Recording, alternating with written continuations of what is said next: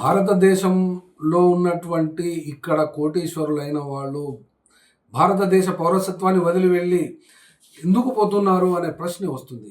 అనగా వీళ్ళు పోయే దేశాలు ఏమిటి? అమెరికా, కెనడా, ఆస్ట్రేలియా మరియు యూకే, యునైటెడ్ కింగ్డమ్. అయితే వీళ్ళు ఎందుకు పోతున్నారు? ఇక్కడ ధనం బాగా సంపాదించిన తర్వాత ఇక్కడనే దేశాన్ని అభివృద్ధి చేయకుండా విదేశాలకు ఎందుకు తరలి వెళ్తున్నారు అంటే దానికి ప్రధానమైనటువంటి కారణం లైఫ్ స్టైల్ మరియు క్వాలిటీ లైఫ్. మంచి జీవితాన్ని, లైఫ్ స్టైల్ క్వాలిటీ ఉండాలి అని చెప్పి అందులో కూడా ముఖ్యంగా గాలి మరియు ఇటువంటి వాతావరణ కాలుష్య సమస్య ఇక్కడ పెద్దగా కనబడుతుంది.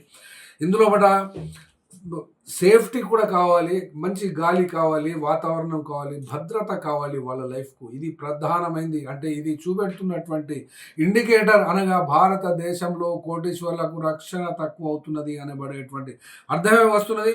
అట్లాగే ధనము కలిగినటువంటి ధనవంతులకు విదేశాలలో వాళ్ళ వ్యాపారాలు పెంచుకోవడం కోసం ఫ్రీ అక్కడ వీసా పర్మిట్స్ లేకుండా, నిబంధనలు లేకుండా, కండిషన్స్ ఏవి లేకుండా విదేశాల నుండి పౌరసత్వం పొందినటువంటి వాళ్లకు ప్రపంచవ్యాప్తంగా దొరుకుతుంది. కాబట్టి అక్కడ వాళ్ళు పోతారు. యూఏఈకి అయితే 0 ట్యాక్స్ ఉంది. ఇక్కడ భారతదేశంలో 30% కంటే పైన కూడా ఇన్కమ్ ట్యాక్స్ విధించే పరిస్థితి ఉన్నది. కాబట్టి 40% కార్పొరేట్ ట్యాక్స్, అన్ని రకాల వివిధ పేర్లతో ట్యాక్స్ పెడుతుంది భారత ప్రభుత్వము. కాబట్టి వీళ్ళు తరలి వెళ్తున్నట్టుగా కనబడుతుంది. అంతేకాకుండా వాళ్ళ పిల్లలకు భవిష్యత్తు బాగుండాలని చెప్పి ఎడ్యుకేషన్ మరియు హెల్త్ కేర్ సిస్టమ్స్కు అలవాటు పడి వాటి ఆలోచన పరంగా వాళ్ళు అక్కడికి వెళ్తున్నారు. మరి ఇక్కడ వాళ్ళు అట్రాక్టివ్ ఇన్సెంటివ్స్ ఏమిస్తున్నారు విదేశాల నుండి వచ్చేటువంటి వాళ్లకు? అనగా యుఏఈలో 23 కోట్లు పెట్టినట్లయితే అక్కడ వాళ్లకు పౌరసత్వం దొరుకుతుంది.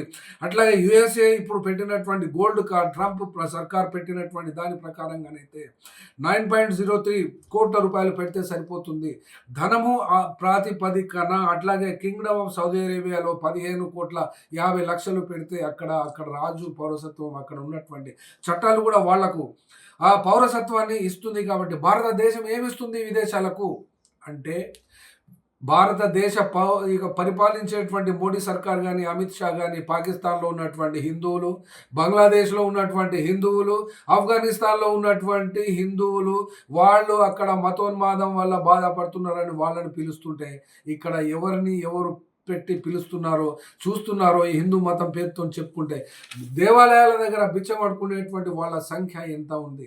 ఆ యొక్క బయట నుండి వాళ్ళని పిలిచినటువంటి హిందువులు 4,500 మంది కంటే ఇంతవరకు దాటలేదు.